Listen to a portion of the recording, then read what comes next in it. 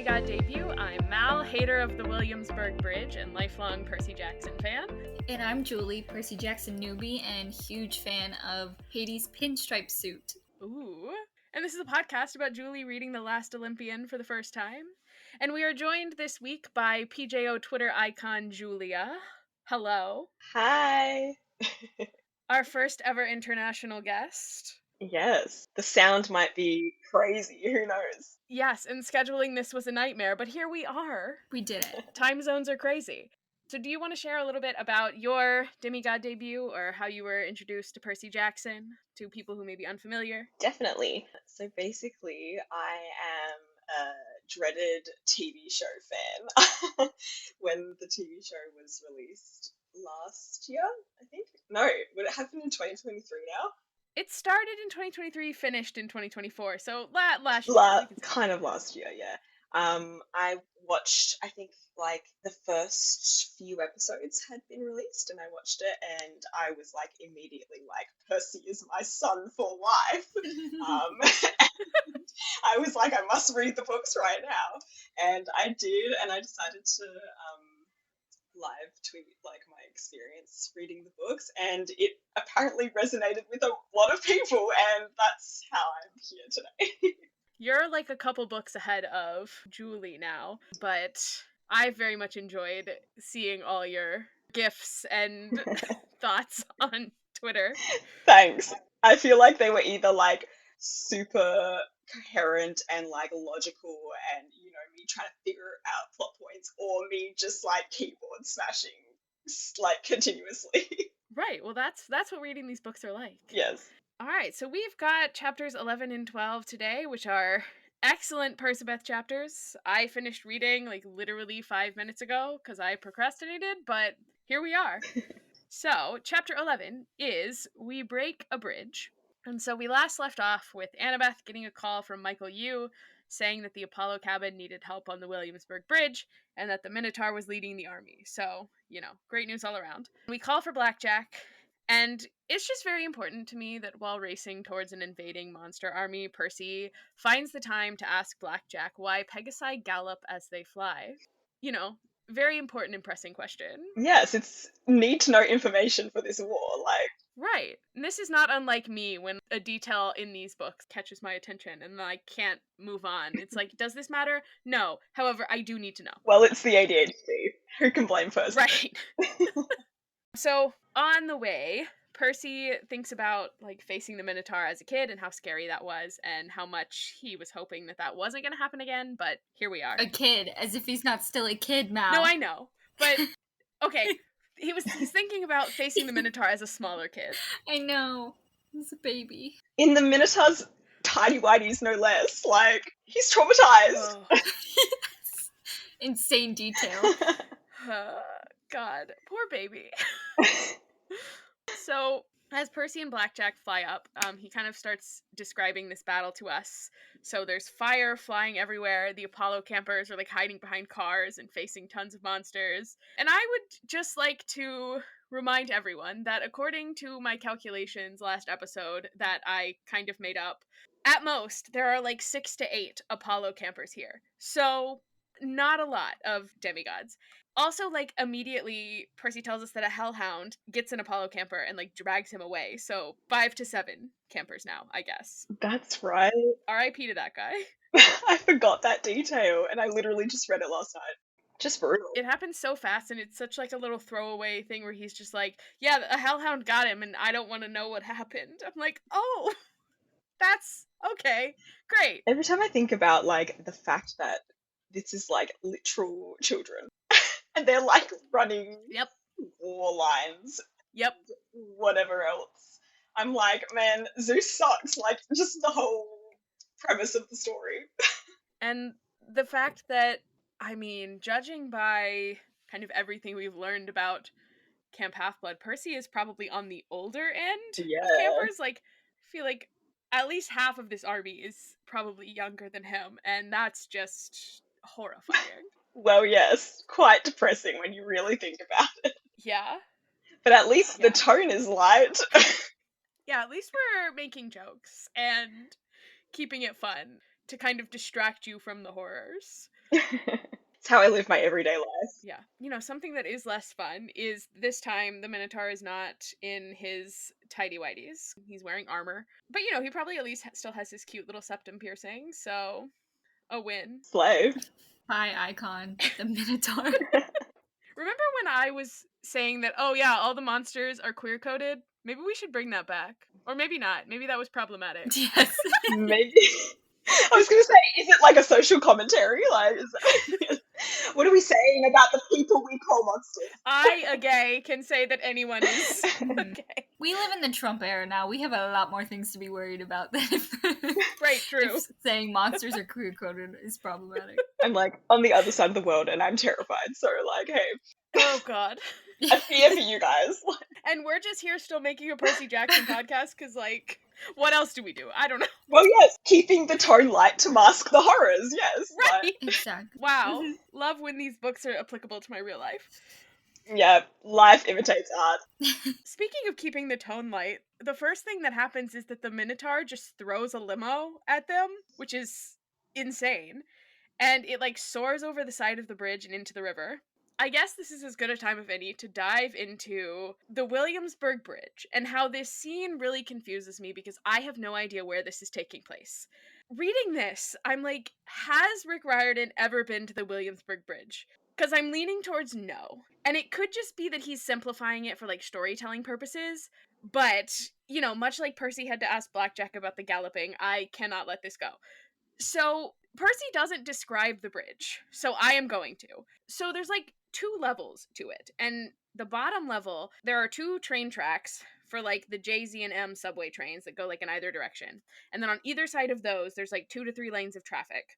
And then above that, there are these sort of enclosed like walkways, one for bikes, one for pedestrians.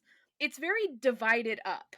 And so the way that this is written, it just feels like it's okay, we're fighting on this bridge that just has some road for cars. But I'm like, where are they doing this? Where are they on the subway tracks in the middle? Are they like moving like what is happening? Do you know, I'm gonna like be so real right now. I have no idea what it looks like as the resident international person here. Like when I read this, I was just like, it's a bridge. Like It's a bridge, it's fine. I have no context. Like I was like, okay, this is where we're at. So interesting. There you go. Right. And I think like most people reading this book are going to think that. So I think like even if Rick has been to the Williamsburg Bridge, it's like I'm not going to describe all these things because it's unnecessarily complicated. But if you have been to the Williamsburg Bridge, it's just like, what is happening and where are they fighting? Because also, whenever you get to the part that's actually like over the river, it's all kind of enclosed by like steel beams. Like there are big holes, but I'm just like, where did the Minotaur throw the limo? If he was inside, like I cannot suspend my disbelief. The Minotaur, fine, he's there, that's great, but I need the bridge to be realistic. I mean, I forget the the bridge that he jumps off of in the first one in The Lightning Thief. What's it called? The St. Louis Arch? Yeah. Is that what you're talking about? Yeah, isn't that like Yeah. geographically impossible as well to like have? Yes, it is. Because the arch does not go over the river. It's actually several hundred feet away from the river. So, yes. So maybe it's just like a defying physics moment, the way that the St. Louis Arch was. Yeah. Yeah, but like as someone who's like obviously very much not American, hi if you couldn't tell from my accent, I do feel like I don't dwell on those moments at all because for me it's like, okay, this is what's happening and I just kind of sweep right past it. Right, yeah, because you don't actually need to unpack it in this way. This is just a personal problem for me. Which is why you're the number one Williamsburg Bridge hater, I understand now. Well, my beef with the Williamsburg Bridge just comes from trying to run over it. It's the worst bridge in New York City to run over. I hate it. The only reason I still do it is because every time I run over it, I think about the things that happened on that bridge between Percy and Annabeth, and I'm like, this is where this happened. And that does make the suffering less. That is beautiful. Also, fun fact, did you know that there is a Williamsburg Bridge marathon that is just like continuous laps over the Williamsburg Bridge, like back and forth? It sounds terrible.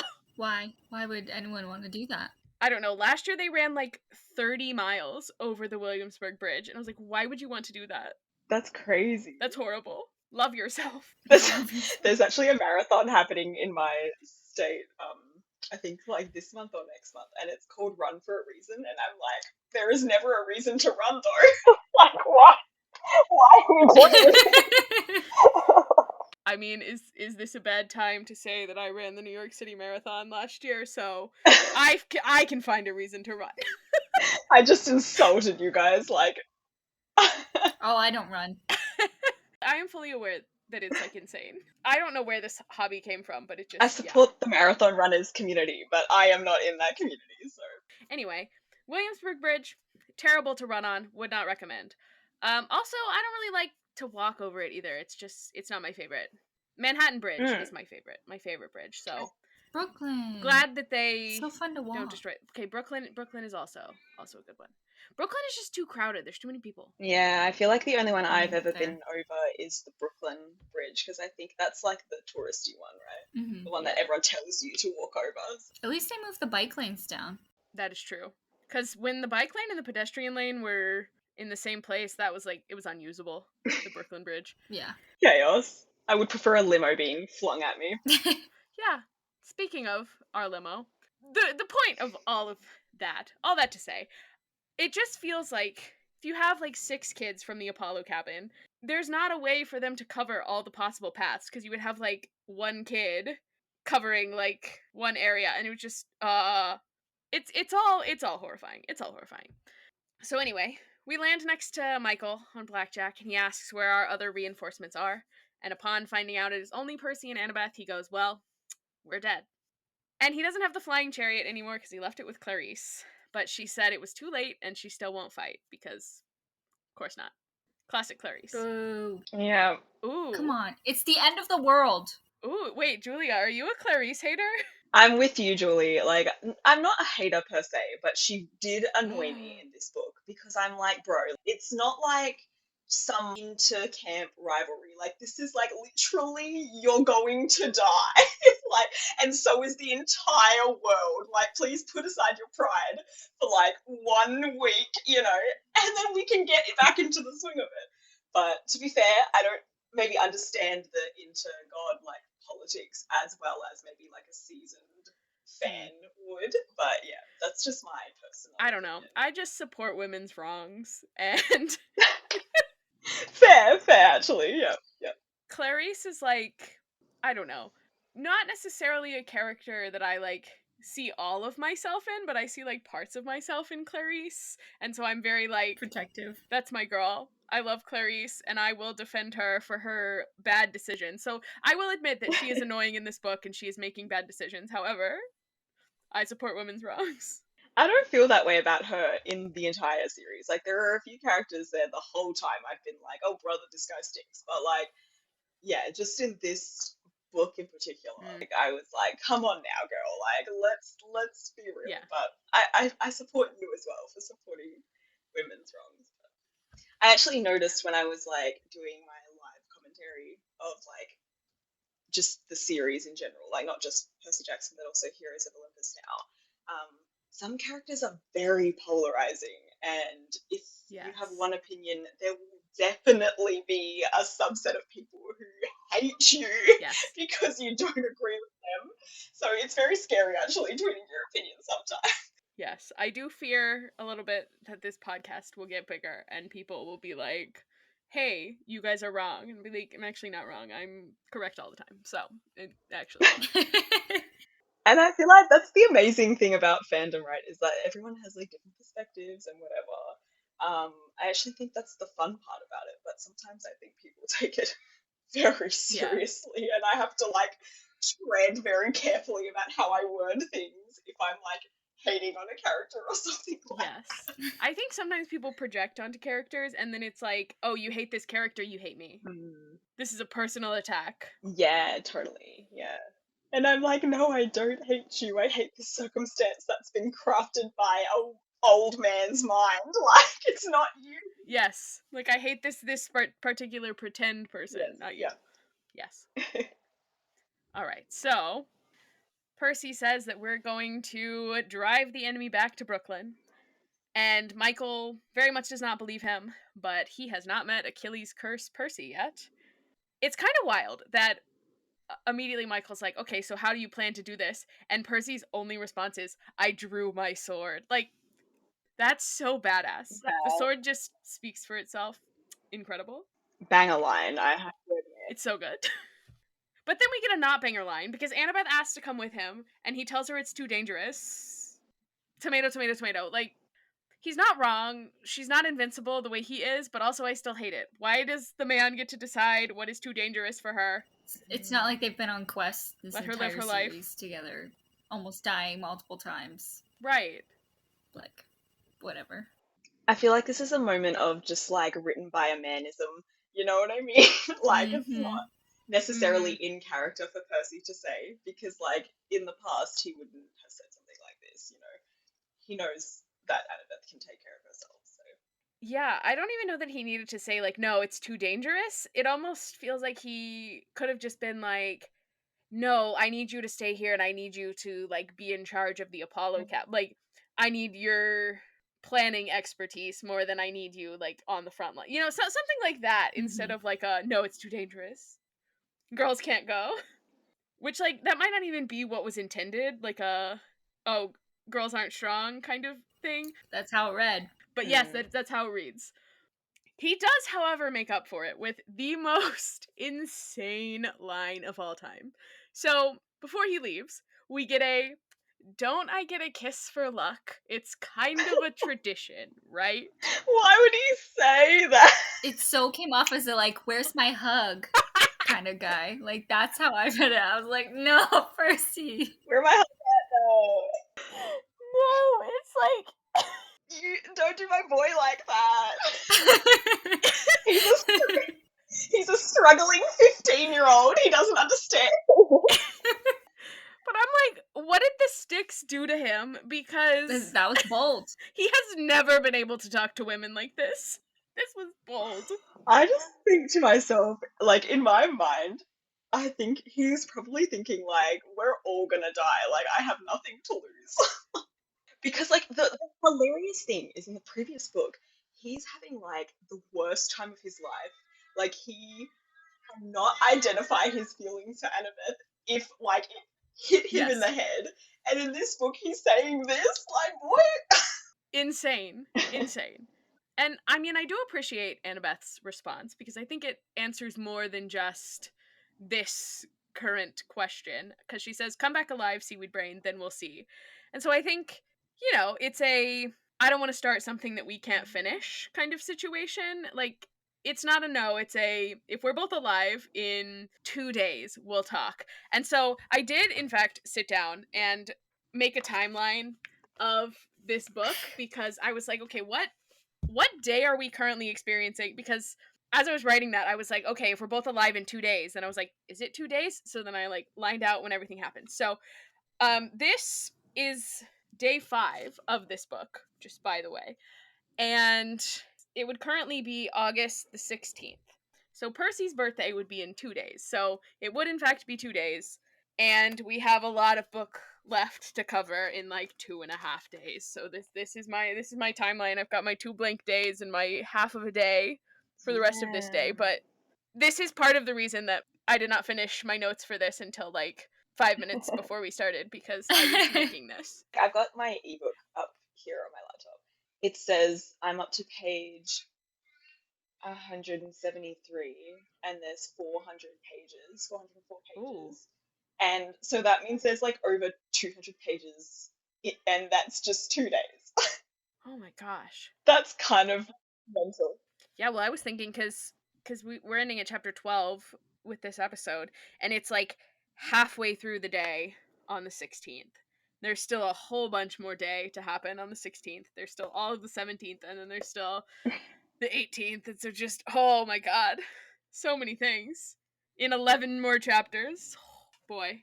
I also color-coded it to include where Percy is sleeping, so I've got little, like, zigzaggy blue lines when Percy, like, sleeps through the night, and then smaller zigzaggy lines when Percy naps. Gonna track his hours. So also, at this point, Percy has not had like a night of sleep since the 13th. What? So the 13th into the 14th he slept. And then he had a very brief nap in Hades' dungeon on the 15th. And then has not slept since then. So just by the way. We need to wind that back because, like, I just totally forgot he, like, full on went to the underworld in this book and, like, everything. I remember reading this book and feeling like I was just getting, like, shot every page. Because, like, something happens every page. Yeah. Like, so many things are happening and I would like for them to stop. Crazy. Anyway, so I will continue to fill out my timeline once it is no longer a spoiler.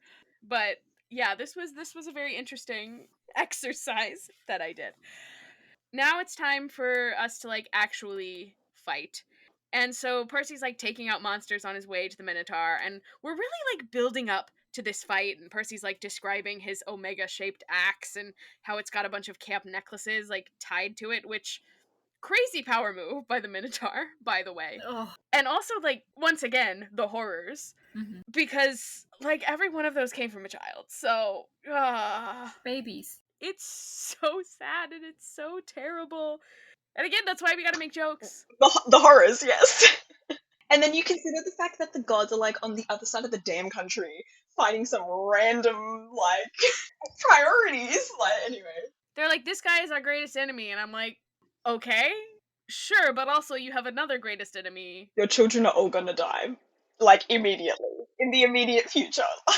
It's also, the Minotaur fight here is very fun to me. So Percy, like, immediately slices his axe in half, then kicks him in the face, cuts off both of his horns, then stabs him with his own axe, and throws him over the side of the bridge. Absolutely crazy. Ruthless. I really appreciate this, like, second confrontation with the Minotaur as kind of showing how far Percy has come since the first time that he fought him. Because the first time it was almost kind of an accident, like he broke off the horn and stabbed him with it and everything, but a lot of it was just kind of luck. But this is like skill and strategy, and it was wild to see. Very intentional.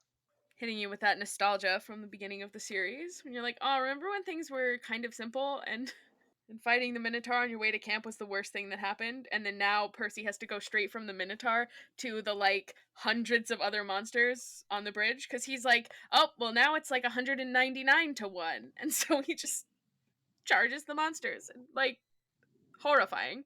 I just need to have, like, a side rant for a second there, but Minotaur is such a hard word for me to say. Like, it's one of those words that, like, I've only ever read and never had to, like, speak. So, like, every time you say that word, I'm like, oh, that's how you say that. Because in my mind, whenever I see it, I'm like, Minotaur. You can say whatever you want. I know that I am mispronouncing, like, half of the names, Right. so it's fine. Anyway, my bad. Yeah. all the names are crazy. We also have kind of an interesting moment with Percy, because he's like taking out monster after monster, and then he says at one point he lets out like a crazy laugh that scares even him. That's great. Annabeth also yells out that he needs to pull back, but Percy's like, no, it's going so well, I need to destroy every monster. Period. It does kind of make me wonder if they had pulled back, would Annabeth have gotten hurt? Like, is it partially his fault that she ends up being hurt, like, later this chapter? Just a thought. I don't know. It's interesting because I feel like, you know, like, obviously we spend a lot of time focusing on loyalty being one of his fatal flaws.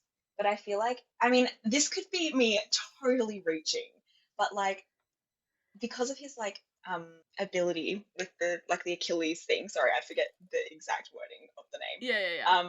He's, like, kind of, like, interconnected a little bit with Annabeth. So I wonder if this was, like, intentional, like, a little bit of her hubris was, like, leaching into his personality as, like, an interconnection between their fatal flaws. Interesting. You know what I mean? Like, that could be just me, like, fan fictionizing what happened here, but, like... Ooh, I like that. That's good. Thank you. I thought about it yesterday. Yes. Ooh. Cool, right? Like, I just... Because, like, already the soulmatism is excellent, but I was like, how can we make this even more excellent? And that's what I came up with, so... Well, oh, I have so many thoughts about the end of this book and their fatal flaws, and I just, oh, anyway, We can't say anything. yeah. I can't say anything at this point, but In my mind, I was like, this is Julie's first read. Like, I can't, like, do not mix any of the books up. yeah. Next thing, Percy gets to kind of the base of the bridge and sees that there's a group of enemy demigods and also our good friend Lucronos himself. And so now Percy wants to pull back.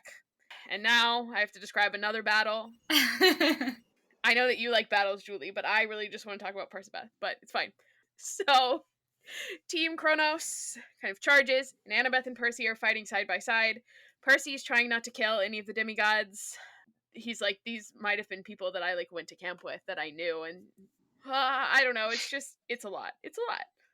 Percy gets kind of this weird chill down his spine, and then Annabeth cries out in pain, and turns out our good buddy Ethan Nakamura was gonna stab Percy, and by pure chance was probably gonna hit his one mortal point, but Annabeth decided to intercept the knife with her shoulder. Especially wild of her because she did not even know what his mortal point is. So, they're just so in sync that she just instinctively knew. Kind of say soulmatism. You're right, exactly. No, I was like, the soulmates of all time. Makes me feel really crazy. Well, yes. I remember reading that point like for the first time and being like, ugh. Like it just made my brain like not exist anymore. And it hasn't existed since, actually. Brain rot is real. Julie, do you have any thoughts on this moment? I just love the overt symbolism of Annabeth being his mortal point. Very poignant. Mm-hmm. Oh, that's a good way of describing it. And like you knew it, like when Percy like went into the sticks, but Rick being Rick and writing a children's book, just like I need to make this abundantly and overtly clear. Which I thought was funny. Yeah, I mean, you do have to spell it out a little more in a kid's book, but the spelling it out also works for me as an adult. And I'm like, yes. love it. Exactly. Exactly. I'm like, give me that ship content. Yes. I ate it up. And I will say, like, obviously, without spoiling anything, I think, like, it's a very nice foreshadowing for later events. Yes. That I will not say specifically. But, like, you saying, like, it's an overt symbolism of Percy's mortal tether to the world. Well, yes! Also, I appreciate that Percy, who was being so noble and like not wanting to kill anyone earlier, then hits Ethan so hard that he dents his helmet. I'm like, okay, so now Ethan is concussed, and that's great. He should have killed him, in my opinion. No, he should have. Well, not too much on Ethan. I'm actually an Ethan sympathizer, but the fact of the matter, hear me out. The fact of the matter is, like, I fear it was a situation where Annabeth was in trouble, so he lost all sense of reason. Loyalty. Oh yeah. Also, fun fact, and this is like actually very fun. There is a restaurant right at the base of the Williamsburg Bridge in Manhattan called Nakamura. It is a ramen restaurant. And I think that is so incredibly fun considering that this is the site of Ethan like stabbing Annabeth. It can't be like intentional, but to me it is. That's crazy. I'm like, they made this for me. Maybe the owners are very big Percy Jackson fans. Or their kids are. I wonder what came first. I want to say I looked it up and the restaurant was more recent than the book. Could have been intentional. You never know. Okay, yes. It opened in 2016. Okay. They could be then. You never know. Yeah, it could be a Percy Jackson reference. To me it is. I feel like I need to go at some point. I've never actually been, but every time I walk by it, I'm like, you have to go. Nakamura ramen. When the next podcast is filmed while eating Nakamura. I hope the ramen is at least good, If you're going to remind me of what happened here. We do also get, the very classic, like, romance novel line, "No one touches her," from Percy, which is also wild. And I did, in fact, eat my hand when I read it. Thanks for asking. And Luke Kronos kind of looks at the scene and goes, interesting. And Percy gets the feeling that he knows just how close Percy was to dying. Mm-hmm. And like you said, Julie, even if Kronos doesn't know Percy's like physical mortal point, he's always known what Percy's kind of Right. emotional mortal point is, because Athena said in the third book, the way that Kronos gets to him is like through the people he cares about. And like, incredible. Mm-hmm. Kronos tells him to surrender or the girl dies. I feel like that would have been kind of weird to hear out of Luke's mouth. Like, to hear Luke's body Mhm. call Annabeth the girl, you know? That's true. Think about it from Annabeth's perspective as well. Like, I know. considering this is in the next chapter, hey, so it's not a spoiler. Like, considering what happened with, like, she already felt guilty about, like, what happened with Luke being Kronos's human Mhm. embodiment, you know what I mean? Like, Mm-hmm. crazy. Vessel is the word I was looking God, for. and now you have to, like, look at Luke's face every time you face Kronos. Oh, You would, God. like, feel so Crazy. guilty. Not that it's her fault, but, like, I understand her, what she was feeling. Oh, poor Annabeth. She's going through it. My queen. I love her so bad. I love her so much. She's the character of all time, actually. Well, yes, the only character ever, one might say. Yeah. Okay, so Percy calls Blackjack to take Annabeth away to safety, and Percy and Kronos kind of fight one-on-one for a second, but it's pretty unevenly matched because Kronos, despite being Luke, is a Titan. Kronos works out that Percy has visited the Styx and reveals that he had to pressure Luke a lot in order to convince him to do it, and says, like, if only Percy had provided his host body instead, which would be wild. Wild twist. Mm-hmm. And then, to prove how powerful he is, Luke Kronos starts to destroy the bridge. And in doing so, he, like, knocks some of his own demigods off the bridge. Just, proving that he does not care about these demigods. But anyway, that's besides the point. And also, maybe we can't judge because Percy is low-key about to do the same thing. Oof. Because He tells him to do it. I know he does. He tells him He he tells doesn't him to finish do it. breaking the bridge because it's already weak. Oh my God! It's Charlie all over again. Don't talk about, we don't talk about Charlie. Every time I think about him, I want to cry and die. But anyway, in that order. I forgot about it for a second. I think I blacked it out. I'm like, he's fine. He's He working. was done so dirty. There was literally no reason for this. I think Charles Beckendorf's death was, in fact, necessary. Just, I mean, maybe not even necessarily, like, I don't know that it had to be him, but I do think, like, someone needed to die early. And I think, like, you need to actually kill off people in order for, like, there to be stakes and, like, this to mean something and kind of to show, like, the waste that this war is. Because ultimately, like, Luke believes that what he's doing is to help demigods. And, like, he's gotten, like, way twisted and ends up, hurting more of the people that he's trying to help than we won't really get into that. But, like, seeing firsthand, like, how wrong he is through Beckendorf's death is, Mm. But anyway. I definitely feel as well that, like, I do think logically Charles' death is necessary for, like, later events as well. Yes. But, like, at the same time, like, I wish he was more utilized in earlier books. Yes. I think that's what I'll say about it. And then the death would hurt more. Because, like, Yeah, if that's he true. was our buddy and we had seen him a lot, yeah. Back to Michael. He's, like, on the suspension cables and tells Percy to finish breaking the bridge. And so Percy stabs the pavement, salt water spews out, and the bridge kind of crumbles, and eventually we've got a massive gap in the bridge, and Kronos isn't able to cross. And so Percy turns to go and thank Michael, and he's gone. R.I.P. to our short king. He'll be missed. Rest in peace. Probably not by Clarice, but by the rest of us. Missed by me. And also Kronos, like, kind of salutes Percy and is like, see you later this evening, and then, like, goes back to Brooklyn because he's Kronos. I don't know.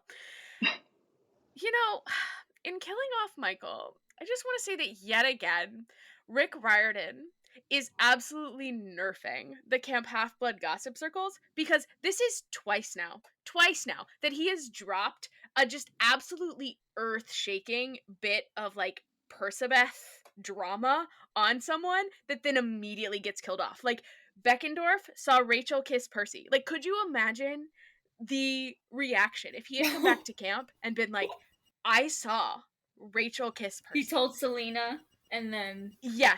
Selena would have lost her mind. The Aphrodite cabin Yeah. would have been inconsolable. Are you kidding me? It would have been over. And if Michael had been able to go back to the Plaza Hotel and tell everyone, like, dude, on the bridge, Percy asked Annabeth if he could have a kiss for luck.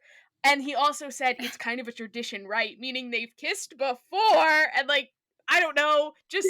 And she curved him. She did. That too. Annabeth curved him. The gossip circles don't deserve this. They deserve to be in the know. Good for her. Be like, and Annabeth didn't kiss him. Crazy. Let the campers gossip, Rick. I'm begging you. Let the kings be kings. But also, who's to say that Annabeth didn't tell anyone that she kissed Percy in the volcano? They may already know. She had to have told Selena. They're besties in my head. I think so. Well, in my mind, she told Malcolm. Malcolm knows. I love Malcolm. King. He's my king. My Athena king. Like, wish we saw more of him. I know. I love him. He's always just in it whenever there's a Percabeth scene. Like, he's always just there. Yeah, what a guy. Anyway, so then Percy gets a call from Finkelstein and Associates, which, I mean, I guess means that his mom had that number saved in her phone, because cell phones don't have caller ID like that. But when he picks it up, it's Selena, and she's crying, and tells Percy that he has to get to the Plaza Hotel, and he should bring a healer, because it's Annabeth. Dun, dun, dun. If you have to be gravely injured / dying, the Plaza Hotel, very luxurious place to do it. Good for her. Alright, anything else on chapter 11? I have to say, I loved Percy's, like, mean nicknames for the Minotaur. Like, he called him Old Beefhead, and then Beef Boy. And I was like, Beef Boy. I love these. I loved Beef Boy. Like, I'm going to start calling people I don't like Beef Boy. I'm sorry, I'm gonna do it. I'm a vegetarian, so I'm just gonna call, like, meat eaters. I'm like, what do you want, Beef Boy? Like, it's in my lexicon now. Hey, Beef Boy. When a gym bro tries to chat me up, get away, Beef Boy. Leave me alone, Beef Boy. Incredible. I love that you're taking something away from this. Just sick burns. It's educational. Yeah. So chapter 12 is Rachel makes a bad deal. And Rachel making the bad deal is, like, such a small part of this chapter, it's kind of wild. First of all, Percy grabs Will Solace, who is a healer from Apollo. Will! This being the first mention of Will is kind of wild to me, because he's kind of like Malcolm. Like, he's just one of those background characters that the fandom sort of took and ran with it. Like, every fanfic had Will as, like, the 14-year-old medical doctor, like, healing everyone. And so, like, this being his first mention, I'm like, oh, hey, there he is, finally Will. I do remember, like, latching onto him pretty fast, because I am, like, a self-identified Apollo kid. Incredible. And I was, like, kin, you know?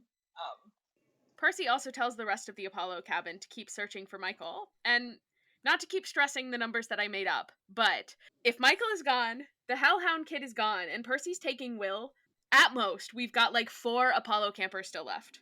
And that is if none of the other unnamed characters are killed.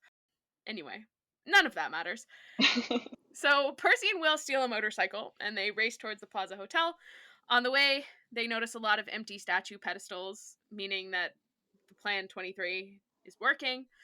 Percy also notes that the Plaza isn't necessarily the best headquarters, because, you know, it's not very centrally located, but it has attracted lots of famous demigods over the years, like the Beatles and Alfred Hitchcock, so why not? Great. What the hell, sure. So so we're saying that the Beatles and Alfred Hitchcock are demigods? Yes. Like, every single one of the Beatles. So who's their godly parent? Apollo for the Beatles, surely. The Beatles are all brothers. When you think of it like that. Alfred Hitchcock. Which god hates women the most? That killed me. It's a great question. Zeus, probably? Yeah. Probably Zeus. But then I'm like, what god would be, like, into film, but in, like, an annoying way? No, it's whoever hates women the most, because Alfred Hitchcock hates women. Like, hated women. Like, whoever, yeah. Gotta be Zeus. Zeus just can't keep it in his dang toga. Like, let's be so real. Zeus is the cause of all the problems, actually, so. Well, yes. As we will see in a moment. Anyway, so they park the bike by a statue of Pomona, I think, the Roman goddess of plenty, and she is evidently not on their side. She is very upset about the treatment of minor gods, which, I mean, is valid.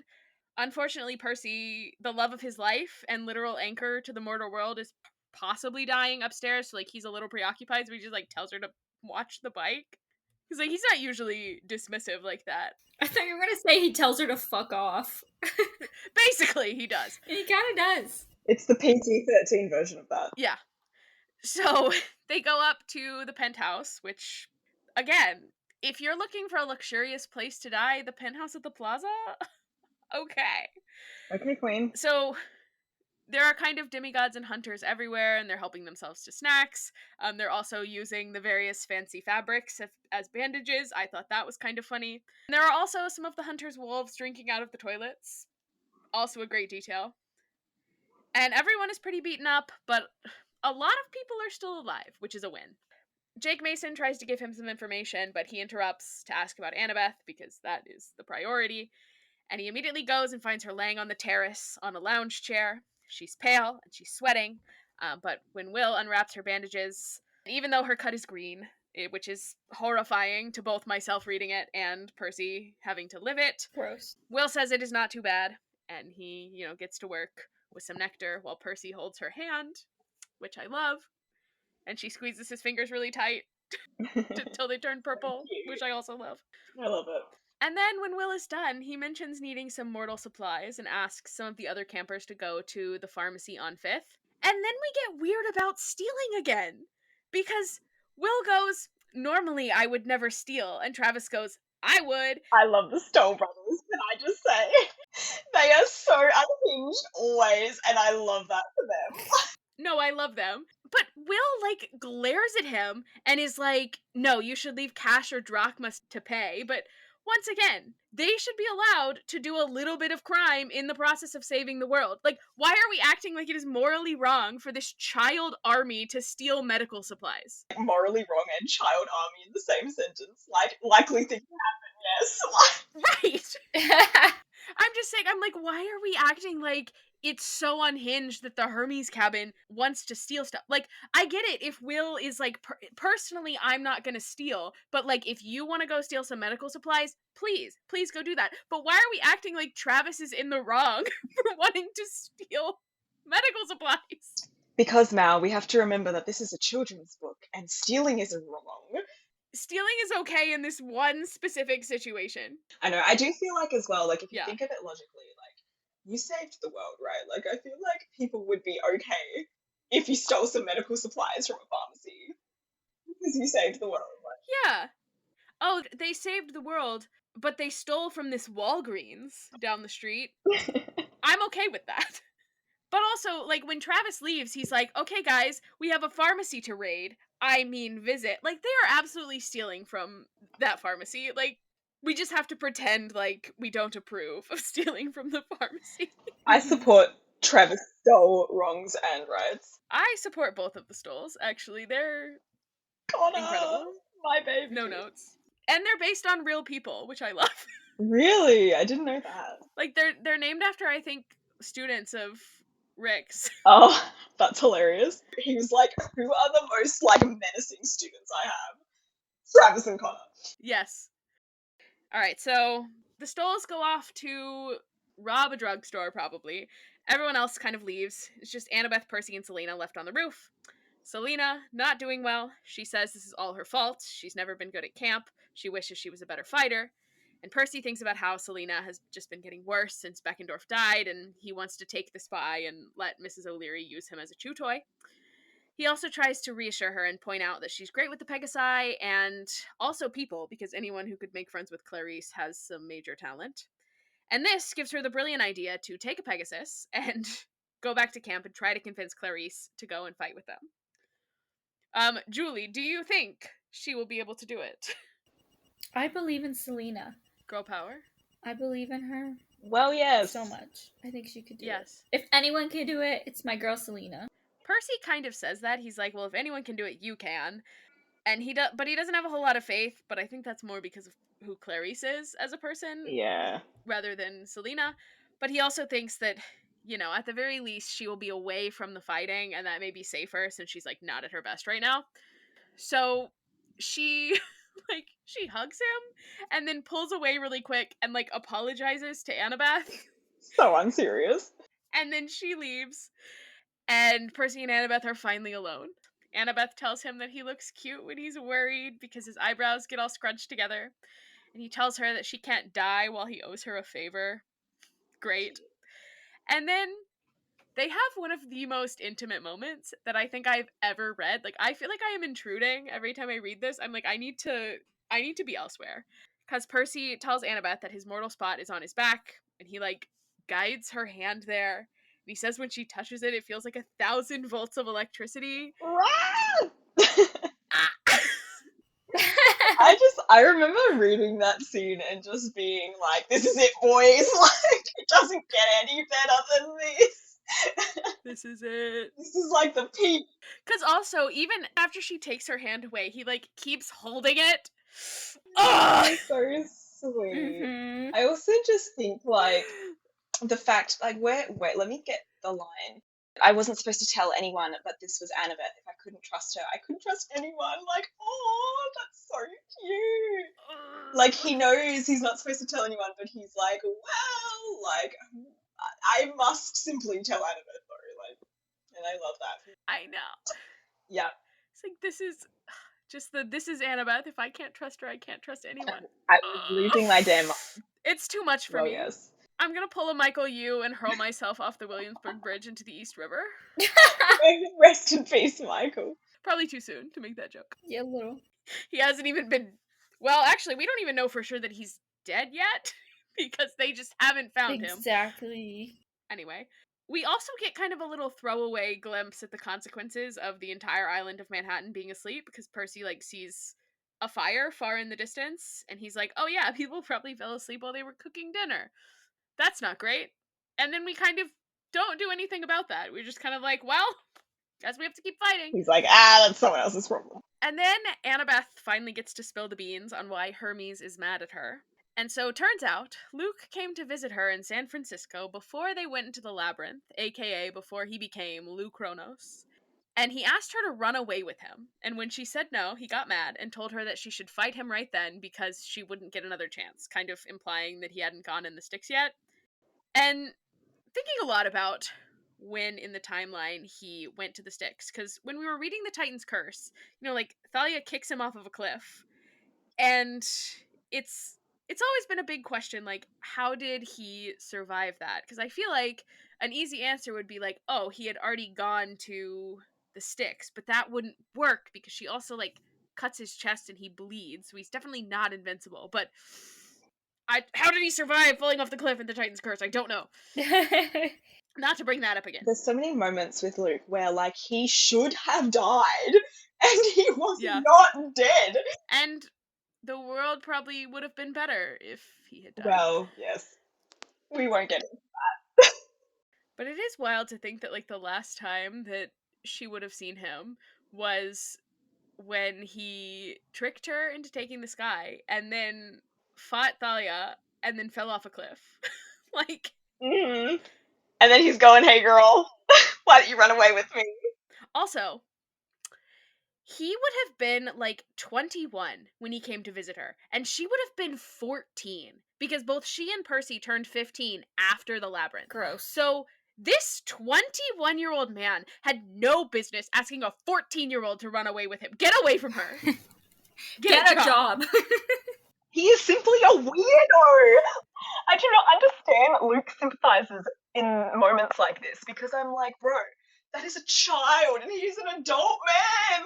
Like, It's not even being a Luke sympathizer, because I think you can like sympathize with Luke and like the ways that he was hurt with the gods and recognize that like this is a very hurt person, but you cannot like sympathize with his actions. Like they are just too Yeah. too far. and I will say that Too hurt people, traumatized people, do not necessarily correlate to being child predators. Yeah. Right. Your trauma doesn't make it less weird that you at 21 asked a 14-year-old to run away with you. That's what a fascinating guy, Luke Castellan. And by fascinating, I mean bad. Because for the second time in this chapter, now, we have a girl blaming herself for something that is not her fault. Because Annabeth says it's her fault because if she had gone with him or she had fought him, then like maybe this war wouldn't have happened. Yeah. Mm-hmm. Wrong. Not, Incorrect. not her fault, yeah. Same way that it's not Selena's fault either. The way in the beginning when she was like, it's my fault. No, it's not. It's neither of your faults. They're just girls. Exactly. And I love them. It is interesting the way Percy thinks about how Janice had told Annabeth that she would need to make a huge choice, and also that Pan told her she would play a great role, even though it might not be what she imagined. He also thinks of kind of the vision that Hestia showed him of Annabeth, Luke, and Thalia back on the run together. He knows that like all these things are connected to the great prophecy somehow. He just like can't figure out how. And he doesn't have time to ask Annabeth because Connor Stoll comes in and lets him know that Mrs. O'Leary is back with Grover. So Connor, my man. I don't know if Connor let Travis do all the stealing at the drugstore or if they're already back with their medical supplies, but They were quick with it. They said, let me steal those supplies with haste. I also love that as soon as Percy goes out into the living room, he finds Grover eating the furniture. He was hungry. Classic Grover shenanigans. Every time that they remind me that Grover is a goat, Let the man eat! it's especially funny that Percy's like, yeah, the Demeter cabin like whipped up all this food in the hotel kitchen and Grover's eating the furniture. I love Grover so dearly. He's my son. But he does not bring good news. He has been trying to unite nature spirits uptown. It's not going well. A lot of satyrs, a lot of nymphs have died. Thalia also joins the bad news party, says that Kronos' forces are still gathering at the bridges and tunnels, and they've also spotted another Titan in golden armor. Not great. But, in somewhat good news, they report that it seems that Kronos needs some time to regenerate after each fight because of this new Lu Kronos form. It's really holding him back. And so that's why they're most likely not going to attack again until after sundown. And then Jake Mason points out that Kronos showed up at the Williamsburg Bridge like he knew Percy was going to be there, and his forces seem to be targeting like their weakest points, and they know it has to be because of their spy.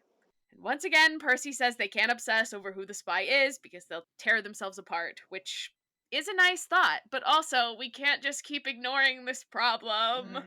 I feel like he's like less ignoring it and more like he doesn't know what to do about it. So like Yeah. he's like, let's just keep on keeping on. Julie, do you have like theories at this stage in the book? Like, No, I have no idea who could be at this point. I hope it's something juicy though. Like I don't want it to be like a nobody. Yeah. I think I remember at this stage, I was also like, I had a few ideas, but like I wasn't confident in any of them. I mean, when I was first reading it, I was 11, but I remember not like I had no clue. I had no clue until they had to spell it out for me and be like, this person is a spy, and I was like, what? Yeah. We've got some dreams coming up because everyone kind of goes off to get rest.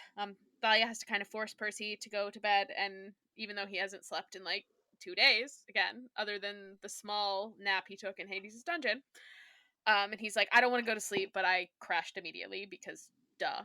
First, he has a dream about Nico. We see Nico trying to summon the ghost of his mother, but Bianca appears instead and tells him he isn't allowed to see her because of a curse that stretches back to the Great Prophecy.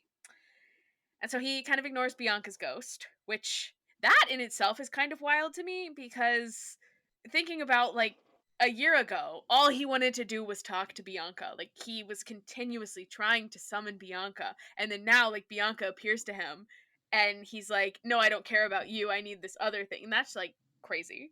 I feel like for him it was like a situation of like he needed something to latch onto, and Mhm. the Bianca thing had been resolved, so now Mhm. this was the next thing. Yeah, like Like he's so young. he's gotten that closure, and so it's like he doesn't need to talk to Bianca. Yeah, I'm Mm. not trying to be like, oh, he doesn't care about Bianca anymore. Like Oh no, I he know, does.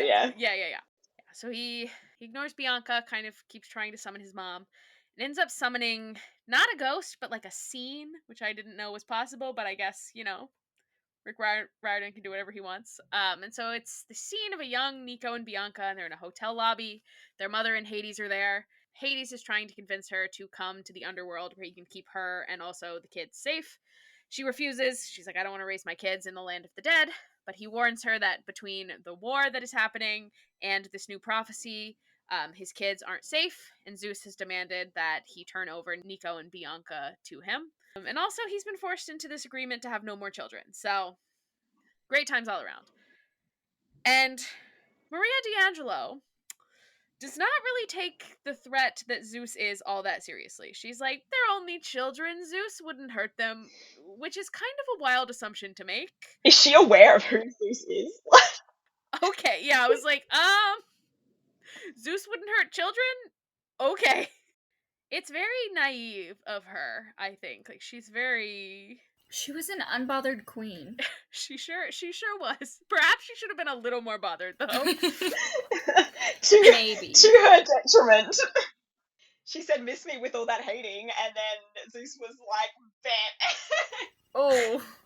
Yeah, basically she like goes off to get her bag and Hades kind of realizes something is wrong and he only has time to protect the kids as the hotel like explodes.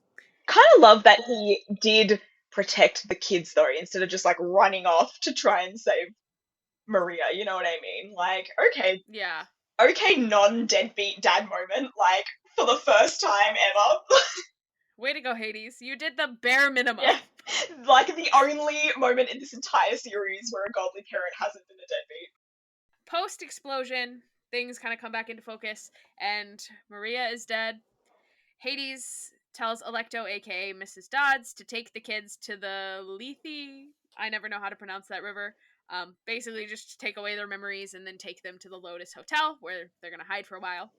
And then a young girl appears and she tells Hades that she warned him. And he threatens to blast her, but she says that the spirit of Delphi protects her because, surprise, this is the Oracle when she was alive and young. Percy says that this is somehow spookier than seeing her as a mummy, which I love him. He said, "Teenage girls, ew." And so, since Hades can't take his anger out on Zeus, who actually killed Maria D'Angelo, he takes out his anger on the Oracle for issuing the prophecy that made Zeus demand that he hand over his children and like started this whole mess. So he curses her.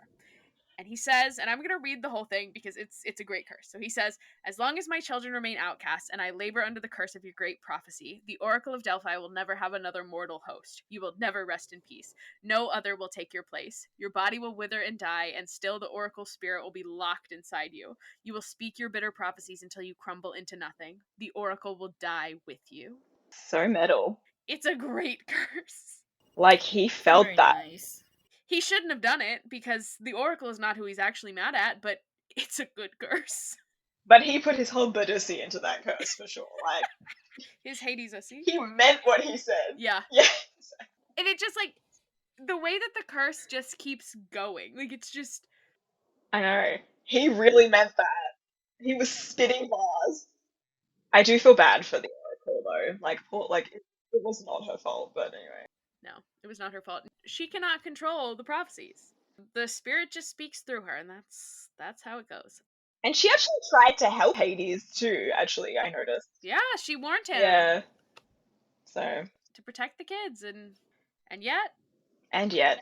and then we have real like present day Hades catch Nico seeing all of this. Oops. And he asks him like, what do you think you're doing? And then our image like changes. So Julie, do you have any thoughts on this first dream? Because it's a lot. Other than I loved meeting Maria. I also thought it was interesting that the Oracle warned Hades to hide the kids, filing that away for later. I feel like a lot of the problems that the gods have all relate back to them, like not listening to people when they're trying to help them. But it's also a little bit because Hades wanted to hide the kids, but Mm. Maria was also pushing back. But if you're the side chick, do you really want to go live with the man and his wife No, I'm very true. That's real. in their house? That's real. Like, Yeah. with your bastard children? Like, no. God, Persephone would be so mad. Yeah, Persephone would make that life hell, like, literally. Yeah. Not just physically. Because, like, when we saw her not Yeah. that long ago, she was very much like, can we please not talk about that other woman? So, like, She's still mad. It's been 60, 70 years. She's still mad. Not to mention the demeanor of it all. Like, I would rather die, honestly. yeah, you know, Maria D'Angelo was right, actually. All right, so then our second dream, and this one, not a whole lot happens in this one, despite it being the thing that this chapter is named after. So we see Rachel like writing in the sand in ancient Greek, and before the water washes it away, Percy catches one word, his name, and she goes, "Oh gods, that's what it means." And she runs inside and immediately goes to her father and is like, "We have to go back to New York because Percy is in danger." And they go back and forth a bit, and then in the end, she agrees to go to the Clarion Ladies Academy, the very fancy finishing school he wanted her to go to, if he will take her back to New York. Selfless queen. I do not like how excited he is. No. I am a Rachel stan. Yes. I am a Rachel sympathizer, Yes. a Rachel stan. Oh, She's yeah. queen. And she ate tremendously for this. No, despite what I thought when I was 11 years old, when I was not a girl's girl, Rachel never did anything wrong. You were in your not like the other girls era, like. I hated Rachel because I was like, she's getting in the way of Percy and Annabeth, but like, at no point was Rachel ever in the wrong. No.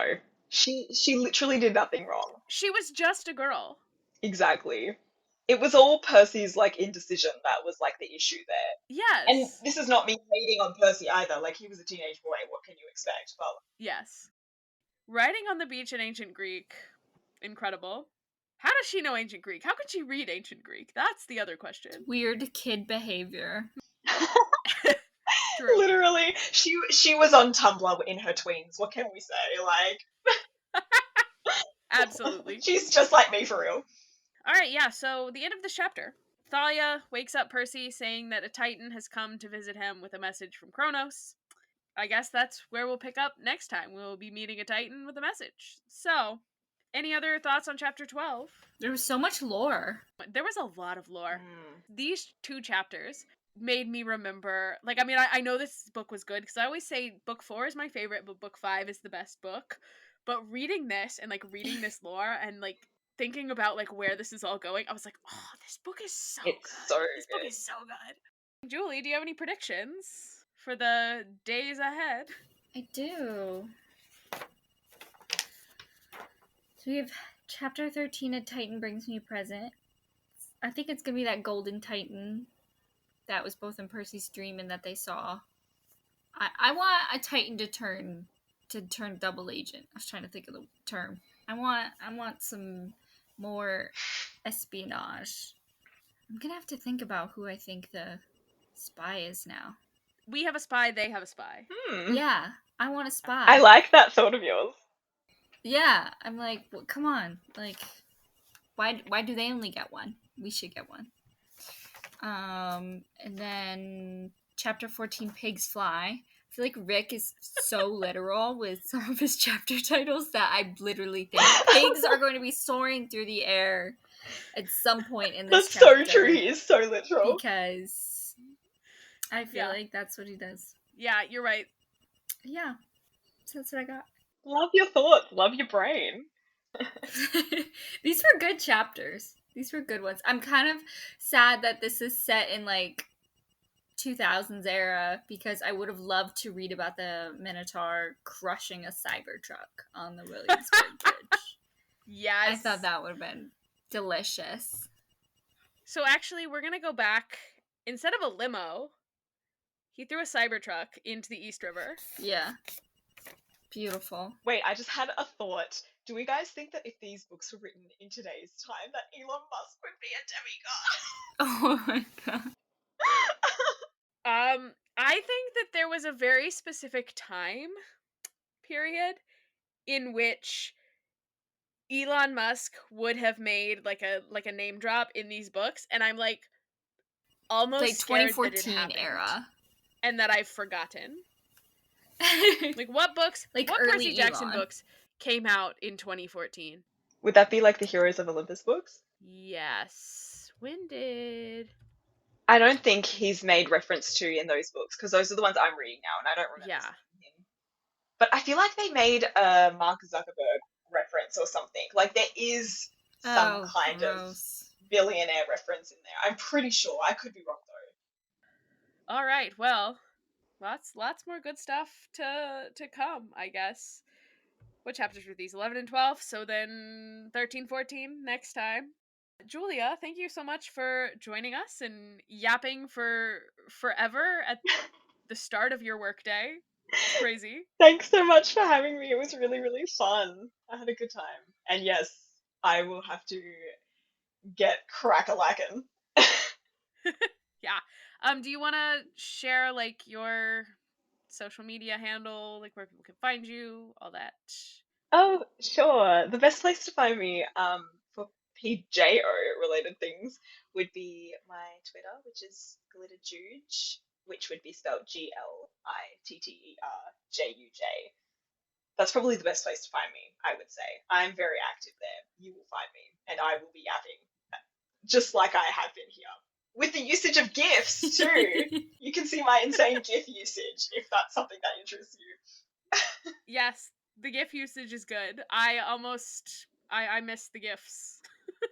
I know, it's so sad that I couldn't use my little Mike's mic, not in GIF. Or what's another one that I use regularly? The one of Caitlyn Jenner like shrugging, like she's so defeated. That's another one that You I also have the one of the crying cat. I love that one. That's so true. I use the crying cat so often. And that scene in chapter 12 where Annabeth touches Percy's Achilles spot is me cat crying gif. So yeah, that's all Yes, I have to say exactly. about that. All right. Well, this was lovely. Yes, thank you for coming. Thanks for having Yes, it was me. great to hear your thoughts verbally and not on Twitter. Yeah. I always love to have a good yap about my hyperfixation, so I'm happy to be here. Bye! Mum.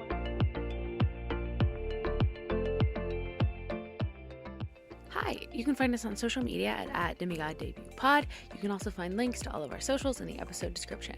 And if you enjoy consuming this podcast, consider leaving us a rating or review wherever you're listening. See you next time for the next 2 chapters. Bye!